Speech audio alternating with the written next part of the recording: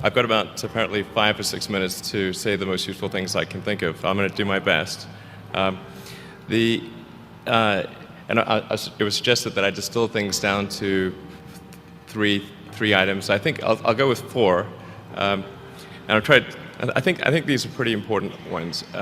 Some of them are going to sound like, well, you've heard it before, but it's worth re-emphasizing. I think the first is you need to work, depending upon how well you want to do, and particularly if you're starting a company, you need to work super hard. So what does super hard mean? Well, when my brother and I were starting our first company, instead of getting an apartment, we just rented a small office and we slept on the couch. And we showered at the YMCA, and we're so hot up we had just one computer. So the website was up during the day, and I was coding at night, 7 days a week, all the time. And I sort of briefly had a girlfriend in that period, and in order to be with me, she had to sleep in the office. So work hard, like every waking hour. That's the thing I would say particularly if you're starting a company. And I mean, if you do simple math, you say like, okay, if somebody else is working 50 hours and you're working 100, you'll get twice as much done in the course of a year as the other company.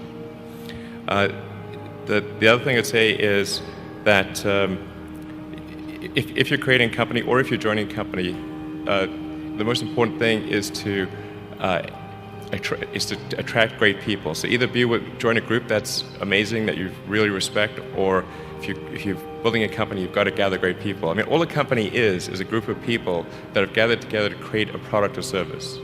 And so depending upon how talented and hardworking that group is, and the degree to which they are focused cohesively in a good direction, that will determine the success of the company. So do everything you can to gather great people if you're creating a company. Then I'd say focus on signal over noise. A lot of companies get confused. They spend money on things that don't actually make the product better. So, for example, at Tesla, we've never spent any money on advertising. We put all of the money into R&D and manufacturing and design to try to make the car as good as possible.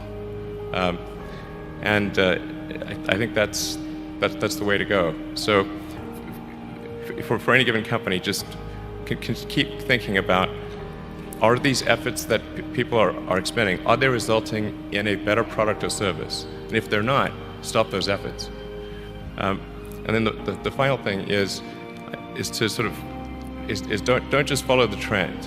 So you may have heard me say that it's good to think in terms of the physics approach or first principles, which is, rather than reasoning by analogy, you boil things down to the most fundamental truths you can imagine, and you reason up from there. And this is a good way to figure out if something really makes sense, or if it's just what everybody else is doing.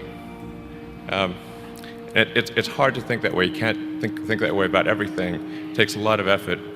But if you're trying to do something new, it's the best way to think. And that framework was developed by physicists to figure out counterintuitive things like quantum mechanics. So it's really a powerful method. Anyway, so that's, and then I think that the final thing I would encourage you to do is, now is the time to take risk.